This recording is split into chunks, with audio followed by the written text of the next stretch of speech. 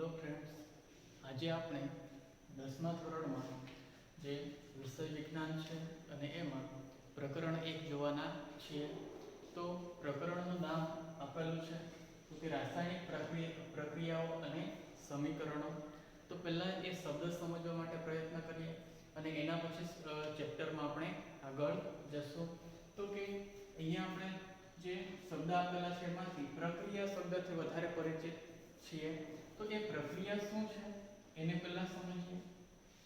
તો કે જે પ્રક્રિયા થવા માટે ખૂબ જ મહત્વનું હોય એવું દ્રવ્ય છે.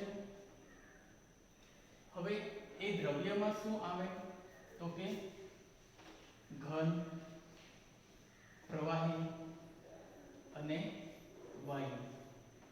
બરાબર. હવે જોજો તો કે જે દ્રવ્ય છે એમાંથી આપણે કોઈ એક લઈએ તો કે ઘન અવસ્થા.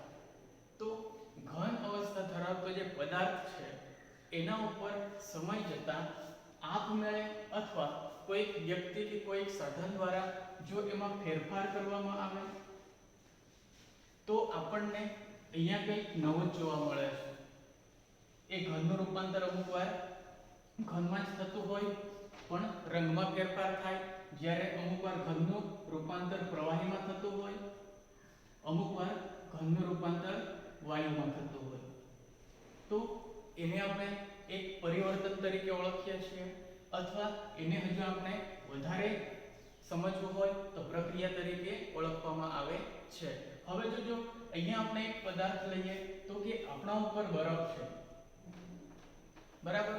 હવે તો એ બરફને આપણે ફ્રીજમાં જ રાખીએ તો એનું એ જ રૂપાંતર રહેવાનું છે કે બરફ જ રહેવાનો છે. પણ જો એને ફ્રીજની બહાર કાઢવામાં આવે તો શું થાય તો કે એ બરફ હવે પ્રવાહીમાં રૂપાંતર પામશે. હવે હજુ કે જો આ અહીંયા એક બરફનો ટુકડો છે તો અહીંયા આપણને બે પરિવર્તન જોવા મળે. કઈ રીતે? તો ધીરે ધીરે અહીંયાથી પ્રવાહી બનતું હોય છે અને એ બરફની ઉપરથી હજુ બાષ્પ નીકળતી હોય છે. તો આપણા ઉપર પહેલા એક ઘન અવસ્થા હતી, પછી એમાં આપણને કેટલી અવસ્થા જોવા મળી? બે. તો આ સાઈડ આ એક પરિવર્તન થયું કે જેમાં આપણને પ્રવાહી જોવા મળે છે અને બીજું પરિવર્તન શું તો કે અહીંયા આપણને શું જોવા મળે છે? ગેસ. તો આ રીતે કોઈ મૂળ અવસ્થા છે એમાંથી આપણને અલગ અવસ્થા જોવા મળે. આ જ રીતે અમુકવાર રંગમાં પરિવર્તન થતું હોય છે, અમુકવાર જો તાપમાનમાં ફેરફાર કરીએ તો આખી દ્રવ્યની અવસ્થા બદલાઈ જતી હોય છે. તો ટૂંકમાં કે જે પ્રક્રિયા છે એમાં આપણને શું જોવા મળશે તો કે પરિવર્તન થતું જોવા મળે. હવે આગળ આપણે જોઈએ તો કે રાસાયણિક પ્રક્રિયા એટલે શું? અહીંયા આપણે ફક્ત બરફની વાત કરી. એ બરફમાં શું છે એના પર જતા નથી, પણ એ બરફ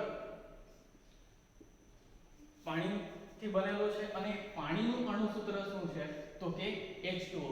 તો જ્યારે આ એના પાણીના બંધારણ ઉપર વાત કરીએ અને એના ફેરફારની વાત કરશું ત્યારે એ આપણા માટે શું થઈ જશે? રાસાયણિક પ્રક્રિયા. તો કે અહીંયા પાણી કઈ અવસ્થામાં હતું પહેલા તો કે ઘન અવસ્થા. એને આપણે શું બતાવીએ? સોલિડ. પછી એનું રૂપાંતર કયામાં થયું તો કે લિક્વિડ. તો કે H2O અહીંયા લિક્વિડ થઈ ગયું. તો આ પરિસ્થિતિમાં એ શું કહેવાય? રાસાયણિક પ્રક્રિયા.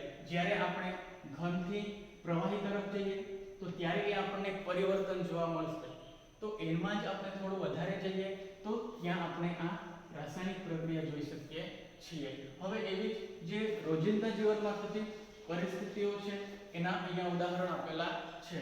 તો પહેલું ઉદાહરણ છે કે જે ઉનાળામાં ઓરડાના તાપમાને દૂધને ખુલ્લું રાખવામાં આવે તો શું પરિવર્તન થાય? તો જોજો તો કે સવારે આપણે એક પાત્રમાં અહીંયા આ દૂધ ભરેલો છે. બરાબર. હવે સમય જતા તો કે 5 થી 6 કલાક થઈ જાય. તો અહીંયા જે પાત્ર હતું કે જેમાં આપણે દૂધ લીધેલો તો એ દૂધમાં આપણને કંઈક પરિવર્તન જોવા મળશે. તો કે જે દૂધ જે છે એની આ સપાટી ઉપર તમને થોડું ઘન થયેલું જોવા મળે છે, અથવા તમે એને બરાબર હલાવો તો એમાં તમને આખું જે દ્રાવણ છે એમાં અમુક જગ્યાએ થોડું વધારે ઘન જોવા મળશે. પણ સવારે આવું ન હતું. તો એનું કારણ શું કે આ દૂધમાં 5 કે 6 કલાક પછી શું થયું તો કે પરિવર્તન. એટલે શું કે અહીંયા દૂધમાં કંઈક પ્રક્રિયા થઈ હોવી જોઈએ, બરાબર? તો એને આપણે આ પ્રક્રિયા સ્વરૂપે દર્શાવી શકીએ. હવે આપણે આ જ પરિસ્થિતિમાં, આ જ પરિવર્તનમાં રાસાયણિક પ્રક્રિયા જોવાની છે. એટલે શું તો કે જે દૂધ છે, બરાબર, એમાં તો કે લેક્ટોઝ હોય છે, બરાબર. હવે એની સાથે કે જે દૂધમાં રહેલ લેક્ટોબેસિલસ નામનો ઉત્સેચક જે છે એ આ લેક્ટોઝનું રૂપાંતર લેક્ટિક એસિડમાં કરી નાખે. લેક્ટિક એસિડમાં કરી નાખે. તો આપણે આ લેક્ટોઝના બંધારણ, આ લેક્ટિક એસિડના બંધારણ એના ઉપર વાત કરીએ ત્યારે આપણા માટે એ શું બની જાય છે તો કે રાસાયણિક પ્રક્રિયા બની જાય છે. તો આ એક ઉદાહરણ બુકમાં આપેલું હતું કે જેમાં આપણે પહેલા પરિવર્તન જોયું કે દૂધથી દહીં, બરાબર જ છે, પણ એ કઈ રીતે બને તો એના માટે જે લેક્ટોઝ અને લેક્ટિક એસિડ એ જોયું. હવે એવું જ બીજું ઉદાહરણ છે તો કે લોખંડના ટુકડાને ભેજવાળા વાતાવરણમાં રાખવામાં આવે તો શું થાય? તો કે આ એક લોખંડનો ટુકડો છે. પહેલા એ તો લોખંડની સંજ્ઞા લખીએ Fe. હાલમાં એની અવસ્થા કઈ છે તો કે ઘન અવસ્થા છે, બરાબર.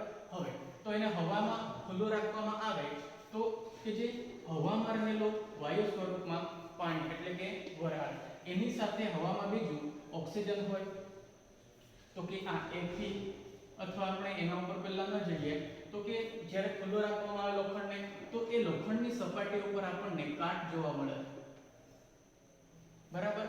તો કે આ લોખંડની સપાટી ઉપર આપણને કંઈ પરિવર્તન થયું જોવા મળે તો આ પરિવર્તનને આપણે શું કહી શકીએ કે લોખંડની સપાટી ઉપર કંઈ પ્રક્રિયા થઈ છે, બરાબર.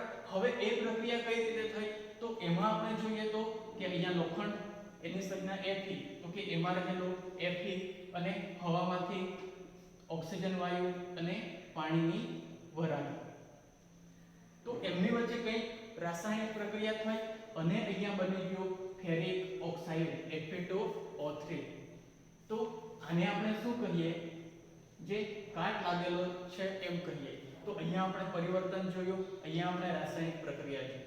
તો આ રાસાયણિક પ્રક્રિયા જે છે એ આ રીતે આવે. હવે અહીંયા લખેલું છે કે સમીકરણ, તો અહીંયા આપણે આ સમીકરણ તરીકે પણ એને ઓળખી શકીએ છીએ. હવે આગળ જોઈએ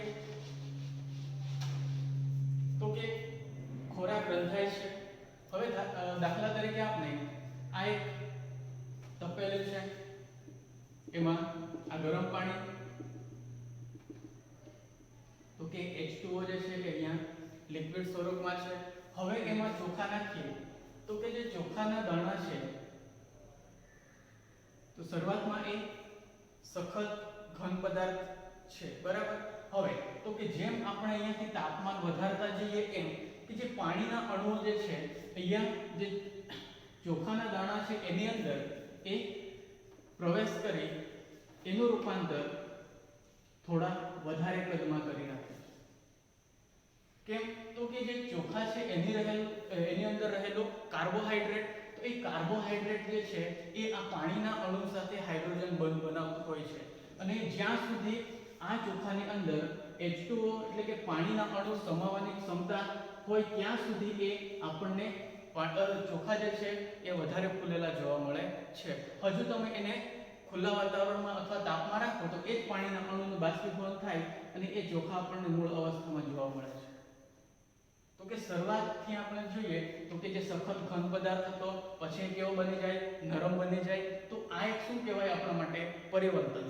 જ્યારે એમાં રહેલા કાર્બોહાઈડ્રેટ અને જે H2O છે એટલે કે પાણી એમની સાથે બંધ બનેલો હોય છે તો કે કયો બંધ? હાઇડ્રોજન બંધ. તો એ આપણને શું આપે છે? રાસાયણિક પ્રક્રિયા આપે છે. તો આ રીતે કે જે ખોરાક રંધાય છે એમાં પણ આપણને શું જોવા મળે? પરિવર્તન. હજુ આપણે એની અંદર જોઈએ તો કાર્બોહાઈડ્રેટ અને પાણી, તો એ આપણા માટે શું બની જાય છે? રાસાયણિક પ્રક્રિયા. આગળ જોઈએ તો કે શરીરમાં ખોરાકનું પાચન. તો કે આપણે ધારો કે અહીંયા દાળ, ભાત અને શાકની વાત કરશું તો કે દાળમાં સૌથી વધારે શું રહેલું હોય છે? તો કે પ્રોટીન, બરાબર. ભાતની વાત કરીએ તો કે કાર્બોહાઈડ્રેટ,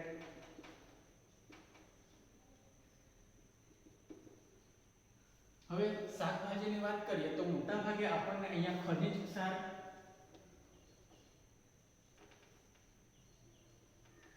જોવા મળે છે. હવે તો આ આપણે જ્યારે ખાઈએ ત્યારે બધું શું થાય, મિક્સ થાય. હવે તો કે એ પાચન દરમિયાન અહીંયા શું થતું હોય તો કે જે દાળમાં રહેલું પ્રોટીન, બરાબર, તો આપણા શરીરમાં રહેલા પેપ્સિન ઉત્સેચકથી એ જ પ્રોટીનનું રૂપાંતર એમિનો એસિડમાં થતું હોય છે. Amino acid.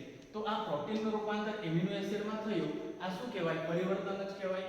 જ્યારે પ્રોટીનના બંધારણ અને એમિનો એસિડના બંધારણ ઉપર જઈએ તો એ આપણા માટે શું બની જશે, રાસાયણિક પ્રક્રિયા બની જશે. તો આ રીતે આપણે અહીંયા પણ રાસાયણિક પ્રક્રિયા જોઈ શકીએ છીએ. આગળ કે આપણે શ્વાસ લઈએ તો કે જે ઓક્સિજન અને કાર્બન ડાયોક્સાઇડની વાત છે અહીંયા, તો અહીંયા પણ આપણને આ પરિવર્તન જોવા મળે છે. હવે તો કે અહીંયા આપણને બધી જ પરિસ્થિતિમાં સામાન્ય શું જોવા મળે તો કે જે પદાર્થની પ્રકૃતિ અને તેની ઓળખ અથવા પદાર્થના સ્વભાવ અને તેની ઓળખમાં પરિવર્તન જોવા મળે છે. પરિવર્તન જોવા મળે છે. હવે સ્વભાવ એટલે શું તો કે આ પહેલા સમજીએ. હવે પહેલી પરિસ્થિતિ હતી જે દૂધનું ઉદાહરણ આપણે લીધેલું, તો અહીંયા સ્વભાવમાં શું આવે તો કે એમાં આપણે વાત કરીએ તો કે પહેલા અવસ્થા ઉપરથી સ્વભાવ નક્કી કરી શકીએ, પછી એના રંગ પરથી, એના પછી એની વાસ. તો એ સ્વભાવ માટે અથવા સ્વભાવના ઓળખ માટે આ ત્રણ પરિબળો એ મહત્વના છે. તો કે જ્યારે દૂધની વાત કરી, દૂધ કેવું હતું તો કે પ્રવાહી. જ્યારે એનું રૂપાંતર દહીંમાં થયું તો ત્યારે થોડા ઘણા અંશે આપણને ત્યાં ઘન અવસ્થા જોવા મળી. તો કે અહીંયા પ્રવાહીથી પરિવર્તન કયામાં થઈ ગયું તો કે ઘન અવસ્થામાં થઈ ગયું, બરાબર. બીજું કે જે દૂધ જે છે એની વાસ જે છે એ આપણને અલગ જ વાસની પરખ આપણને અલગ જ થશે. જ્યારે દહીં છે એની વાસની પરખ આપણને થોડી અલગ જ થશે. ટૂંકમાં બંને પરિસ્થિતિમાં કે જે દૂધ અને દહીં છે એની વાસ પણ કેવી જોવા મળે, અલગ અલગ જોવા મળે. તો એમાં પણ આપણને પરિવર્તન જોવા મળે, બરાબર. બીજું કે તેની ઓળખમાં પરિવર્તન થાય છે. કેમ તો આખો પદાર્થ જ અલગ છે, અહીંયા દહીં બનતું છે આખું અલગ છે, બરાબર. તો અહીંયા આપણને આ ઓળખમાં પણ શું જોવા મળે, ફેરફાર જોવા મળે છે. તો આ બે શબ્દ જે છે આપણે એક ઉદાહરણ પરથી જોયા. આ રીતે અહીંયા પણ જોવા મળે છે કે જે લોખંડ એ સખત પદાર્થ છે, જ્યારે કાટ લાગે એ નરમ પદાર્થ છે. તો અહીંયા પણ આપણને આ અલગ અલગ શું કે પરિવર્તન જે છે એ જોવા મળતું હોય છે.